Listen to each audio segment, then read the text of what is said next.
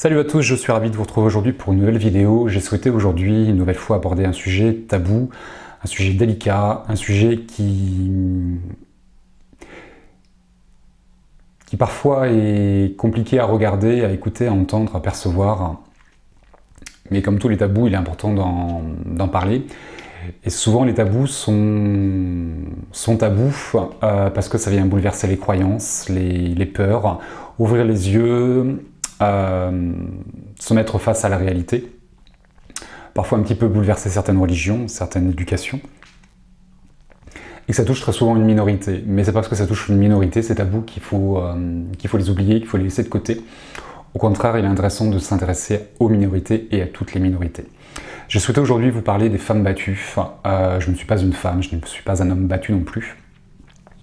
Par contre, comme très souvent, j'ai, lors d'une consultation, rencontré une femme extraordinaire qui a souhaité témoigner, me confier son témoignage et que je le mette en lumière par le biais d'une vidéo. Une femme qui s'appelle Valérie, qui a subi la violence conjugale, qui a été une femme battue et qui s'en est sortie. J'ai beaucoup été touché par son histoire et par son témoignage. C'est pourquoi j'ai souhaité vous parler de Valérie et de vous parler de cette violence, de cette colère, de la violence faite aux femmes.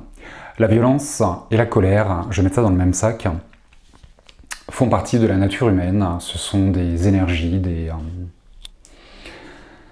comportements qui sont en chacun de nous et qui vont parfois prendre le dessus, faire mal, détruire. La folie peut être destructrice. Alors la colère, la violence, pardon, peuvent être destructrices et parfois meurtrières. Tout le monde n'a pas la chance, comme Valérie, de pouvoir témoigner et de sortir de cette situation qui n'est pas permis de vivre, je pense. Je le disais, cette colère, cette violence sont en chacun de soi, en chacun de nous. C'est fait partie des multiples facettes de la nature humaine. Seuls les enfants, je pense, n'utilisent pas cette violence et cette colère. Ils la portent, comme nous tous, mais ils ne l'utilisent pas. C'est en grandissant qu'ils vont la subir, la vivre, la recevoir d'un papa, d'un maître, d'un camarade, d'un frère, d'un inconnu. Et face à cette violence, face à ce que eux vont subir, face à ce que eux vont vivre, ces enfants, ils vont à leur tour recevoir, goûter cette colère, cette violence, et comment vont-ils se comporter? Deux cas de figure, on subit cette violence, cette colère, ça devient un mécanisme et on l'utilise à notre tour. Ou bien qu'à contraire, un enfant qui a été maltraité, un enfant qui a été battu, comprendra les méfaits et les dommages de cette colère, de cette violence, et deviendra un bon papa et un homme bon. L'homme est bon par nature, pardon. Souvent les situations, les autres qui vont nous permettre, malheureusement, de parfois nous pervertir. Je ne fais pas allusion aux maladies psychologiques qui fait que l'homme n'est plus vraiment un homme, mais on ne peut pas combattre de la violence par de la violence, de la colère par de la colère, de la haine par de la haine. Ce serait mettre de l'huile sur le feu, comme on dit, et de venir activer tout ça. Il y a beaucoup de choses qui sont difficilement justifiables et explicables. Je ne vais pas faire allusion au karma qui fait qu'aujourd'hui, ce que nous vivons, ce sont des choix d'incarnation, mais on ne choisit pas de souffrir délibérément juste pour souffrir. Très souvent pour guérir, pour libérer des choses, pour équilibrer un karma. Pardon.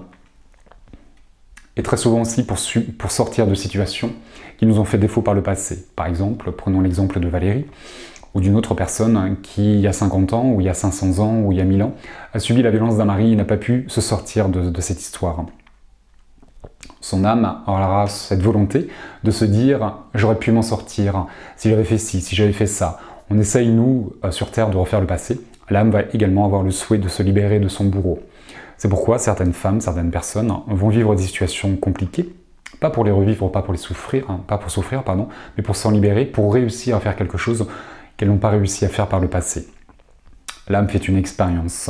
Mais voilà, c'est un sujet que je ne souhaite pas aborder trop longtemps dans cette vidéo, sinon je vais faire une vidéo encore d'1 heure. L'origine du monde et la création et la destruction fait partie du monde et de la création. Maintenant, cette destruction n'est pas là pour nous faire souffrir. Nous naissons, c'est la création, et nous allons mourir, c'est la destruction, à la fin de quelque chose. Maintenant, dans cette mort, on n'est pas obligé de souffrir, on n'est pas besoin de mourir sous la violence des coups d'un homme, d'un père ou d'un inconnu. Cette violence, je vais faire allusion à la violence conjugale, mais je pense qu'on a tous vécu, un jour ou l'autre, une certaine violence, la colère de l'autre, par un inconnu dans la rue, pour un téléphone portable ou pour un porte-monnaie, pour une voiture, le carjacking. Il y a plein d'occasions, malheureusement, de vivre la violence et la colère des autres sur Terre. Ça fait partie de l'homme.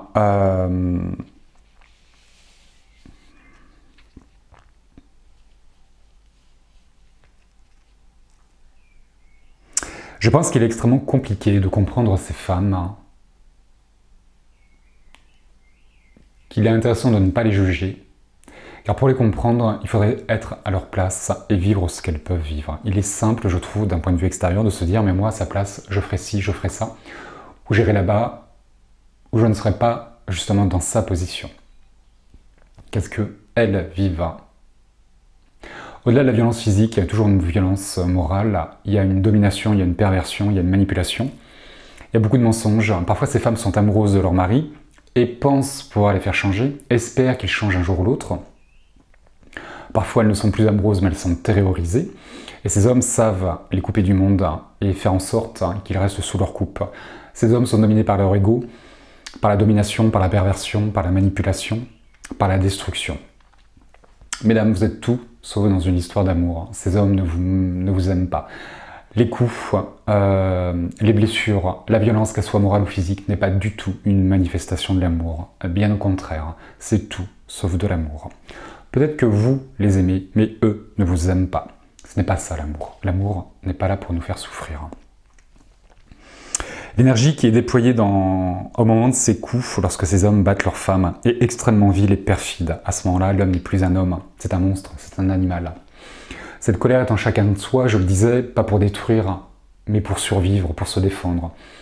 La colère, cette violence qui peut être en soi, est à réveiller uniquement pour se défendre, et peut-être aussi pour défendre les autres. Une mère qui va défendre son enfant, un animal qui va défendre son maître, ou un maître qui va défendre son animal, on va avoir un excès de colère en soi, un excès de violence, pas pour détruire, mais pour défendre.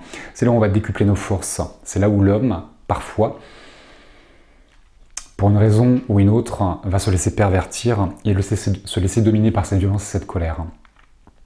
Ce sont des choses à canaliser. Pardon.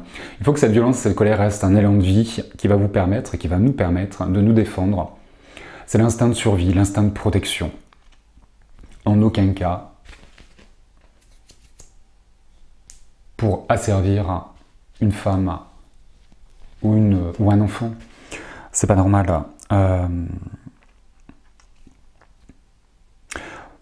Pour sortir de ces situations, il est compliqué de fuir, de s'échapper, et également de l'aide, de demander de l'aide extérieure. Valérie, par son témoignage, vous allez vite le comprendre, a eu beaucoup de difficultés à ce qu'on lui tende la main, à ce qu'on l'accueille, à ce qu'on l'écoute et à ce qu'on croit à son histoire. Il y a quelques semaines, j'ai vu sur TF1, dans l'émission 7 à 8, le témoignage d'une femme battue également par son mari, qui n'était pas crue par les services de police. Cette femme a utilisé les réseaux sociaux pour montrer les photos, les coups de ses blessures. C'est comme ça qu'elle a su faire bouger les choses. Pour les personnes qui me connaissaient, qui me suivaient, vous savez que je ne suis pas fan des réseaux sociaux. Je trouve que ça a ses limites, mais ça a également des avantages. Je crois qu'elle s'appelait Virginie, cette femme, de mémoire, je ne sais plus. A utilisé les réseaux sociaux, et c'est ce qui lui a permis d'être entendue et d'être crue en montrant les coups et les blessures de son mari. Il y a beaucoup de difficultés pour sortir de ces situations. L'échappatoire, la fuite et demander de l'aide, ce sont des clés à utiliser. Maintenant, vous allez souvent vous retrouver seul dans ces situations parce que vos maris, ces hommes, vont vous couper du monde extérieur. Et ça va très bien comment agir et là où il faut appuyer pour vous garder sous leur coupe.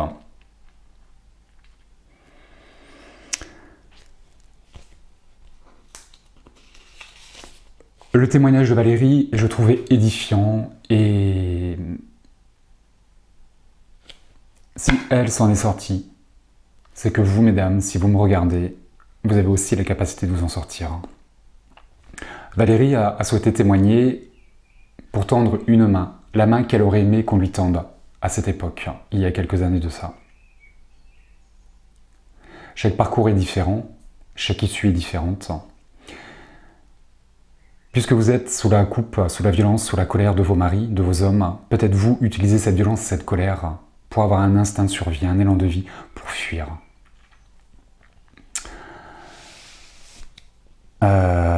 Voici le témoignage de Valérie. Bonjour David, suite à notre entretien d'hier, je vous fais part de mon témoignage de femme battue. Je n'écrirai pas ex-femme battue, car les coups sont gravés à jamais.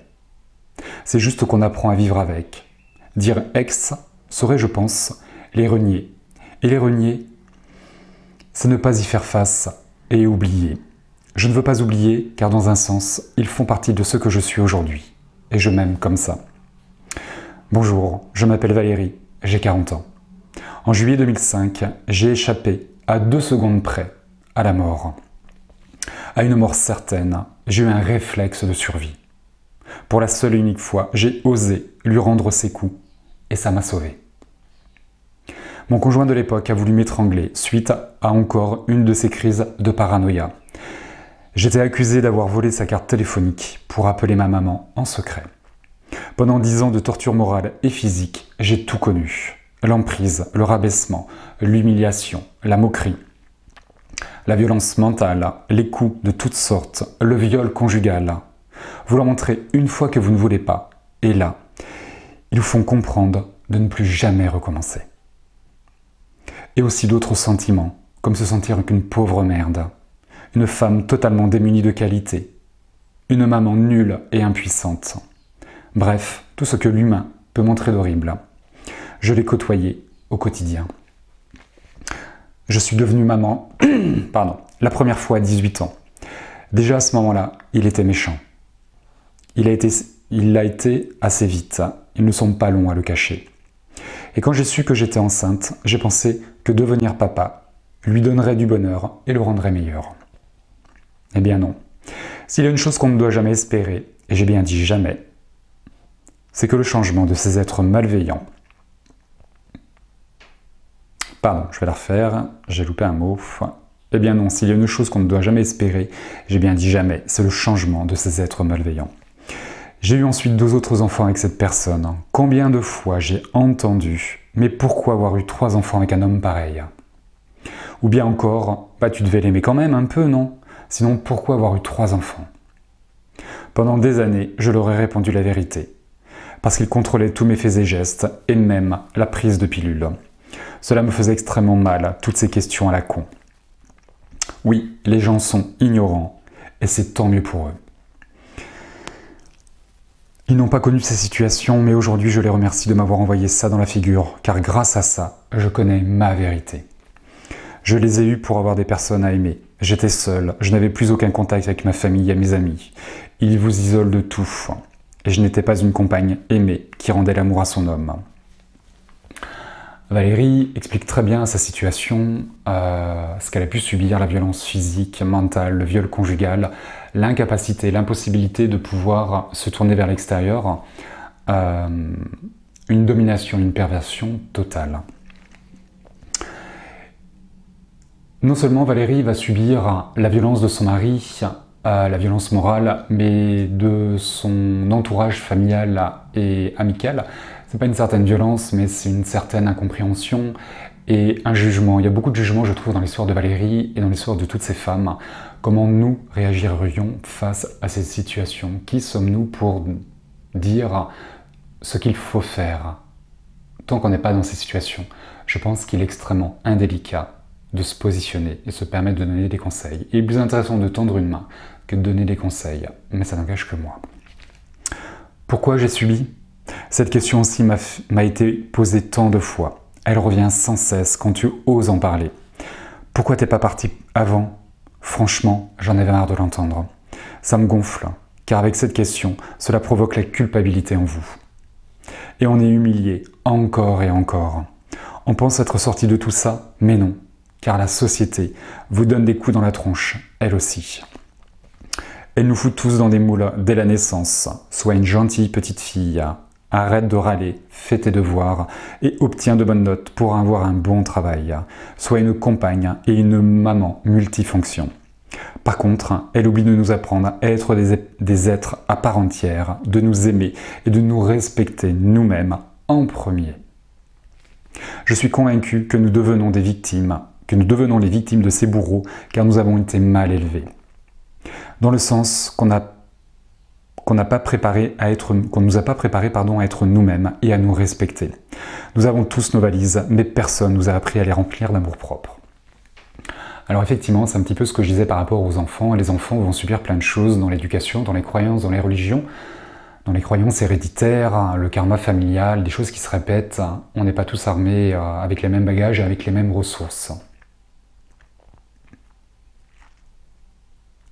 Il est intéressant, je pense, que nous, les thérapeutes, la médecine, la société, s'intéressent aux enfants de plus en plus et guérissent les enfants et leur apprennent à se soigner par eux-mêmes. Il est plus simple de soigner un enfant de 8-10 ans qu'un homme de 40 ans, je trouve. Plus les enfants sont guéris tôt, plus les adultes sont sains. Mais bon, c'est un autre travail de se guérir.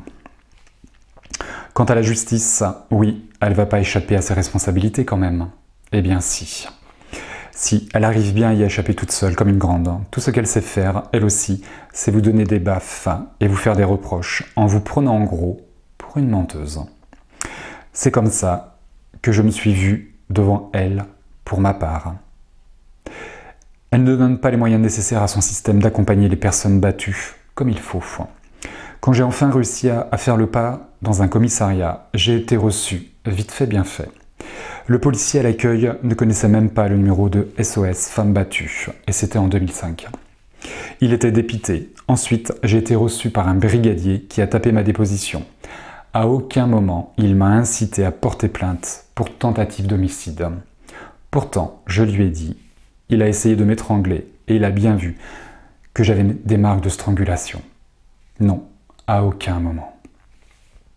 Puis, je suis retourné à l'accueil, accompagné de ma fille de 2 ans et de mon chien. J'étais toute tremblante. J'avais peur de mettre un pied dehors. Je pensais qu'il m'attendait pour me tuer. Tout à coup, j'entends sèchement. Bon, ici, c'est pas une garderie. Sortez. On ne peut plus rien faire pour vous. Et votre petite fait trop de bruit. Et là, j'ai été choqué de ne pas être soutenu et mis en protection, surtout que cet agent était une femme. Voilà, c'est mon histoire. Évidemment, je ne reviendrai pas sur tout ça. Les choses se sont passées comme ça, pour moi, et j'en veux à personne, aujourd'hui.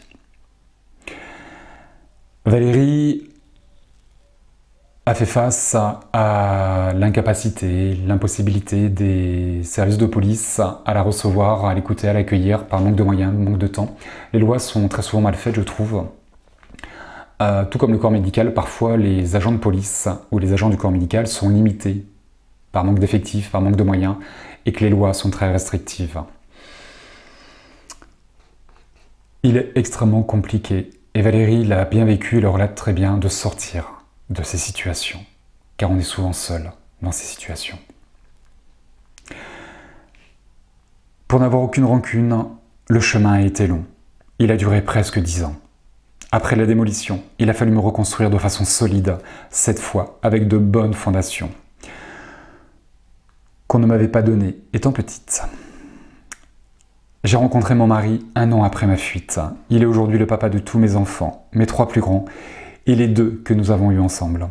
Je vous passe les années où j'avais dit à la justice que l'homme qui m'avait battu était un monstre, et que j'avais peur pour mes petits, car il a eu un droit de garde au début. Si, et qu'il leur ferait du mal. Bingo, c'est arrivé, malheureusement. Mais aujourd'hui, tout va bien. Nous sommes tous ensemble et il n'existe plus pour nous. Mes enfants ont tous le même papa. Quant à moi, après un long travail moral et physique, je suis devenue une femme complète. Bon, je travaille encore pour me rajouter des modules. Je m'habille, me coiffe, me maquille comme je veux, tout en aimant mon apparence physique. J'exerce un travail sur mesure qui me permet de donner et de recevoir de l'amour. Je suis traiteur et cake designer. J'ai monté mon entreprise comme une grande avec l'aide de mon mari. J'ai des loisirs et passions qui occupent bien mon temps libre. Le chant que j'apprends au conservatoire, la musique me permet de m'exprimer et de ressentir tant de choses. Parfois, je me réveille et je suis obligé de me lever pour écrire une phrase qui m'est venue. Et hop, ça donne ensuite un texte, un poème ou une chanson. J'ai 40 ans et je vis des choses fantastiques. J'ai été plusieurs fois voir mon pote Mickey. Je vais souvent voir les concerts de mes idoles. Je voyage, j'ai une famille et des amis. Je suis vivante. En juillet 2005, Valérie la Soumise est morte. Aujourd'hui, je vis. Soyez votre propre sauveur. N'attendez pas que l'autre soit votre assassin, car il sera trop tard. Le phénix ne s'en relèvera pas. J'ai souhaité apporter mon témoignage pour vous montrer qu'il faut oser dire stop. Que vous pouvez devenir la Cendrillon de votre choix et pas celle de téléphone. Je n'ai pas besoin d'entendre des trucs du genre « la pauvre », car je suis riche. Je suis né en montrant mes fesses. À 10 ans, je voulais être Indiana Jones. À 20 ans, j'étais Cendrillon, mais celle de téléphone. À 30 ans, je voulais être belle et danser avec ma bête. À 40 ans, je suis juste moi, Valérie. Merci Valérie pour votre témoignage, pour votre confiance, pour votre marque de sympathie et pour votre parcours de tendre la main à toutes ces femmes, à toutes ces personnes qui n'osent pas dire stop, qui ne savent pas vers qui se tourner, qui subissent quotidiennement la violence de leur mari, de leur père, d'un inconnu. Toutes ces choses ne sont pas normales.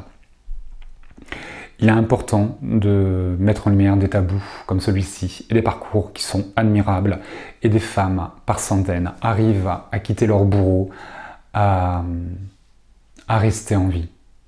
C'est important. C'est pour ça que j'ai souhaité vous lire le témoignage de Valérie. Il est édifiant et il est également gratifiant pour la femme qu'elle est et pour ses enfants. La difficulté de ces femmes, au-delà de rester en vie, c'est de protéger leurs enfants. Valérie avait 3 enfants. Dans son instinct de survie, dans son instinct de protection, elle devait penser à elle et à ses 3 enfants. Elle a protégé 4 personnes. Souvent, ces hommes vous tiennent sur leur coupe par rapport aux enfants, en vous diminuant, comme le mari de Valérie a pu le faire, et en jouant sur la corde sensible, les enfants. Si tu me quittes, je m'en prendrai aux enfants. Et ils le font très bien, malheureusement.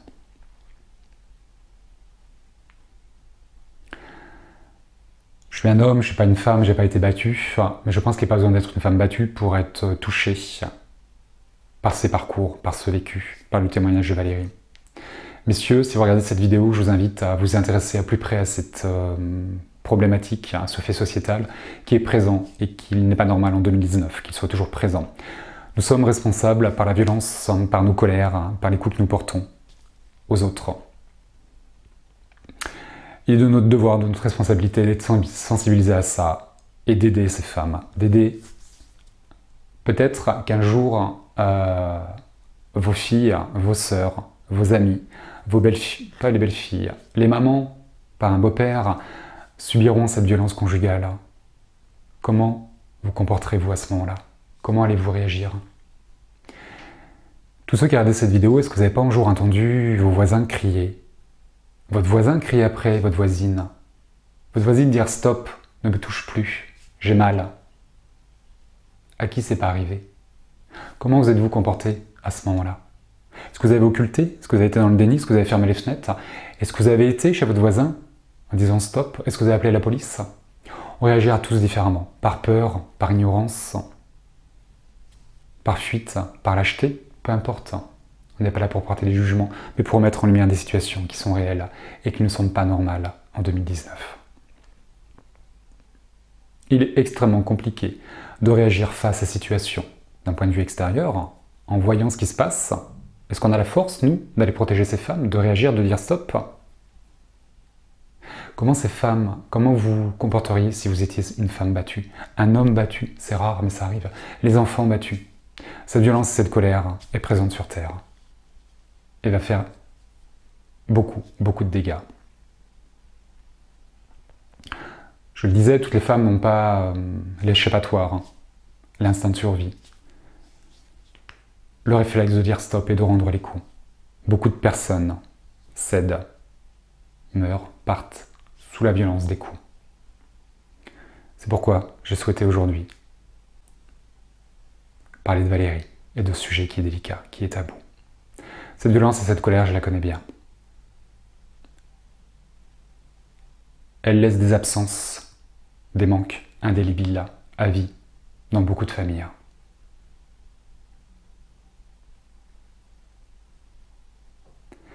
Il n'y a aucun mot, je crois, pour expliquer, pour relater, pour justifier ce qui s'est passé.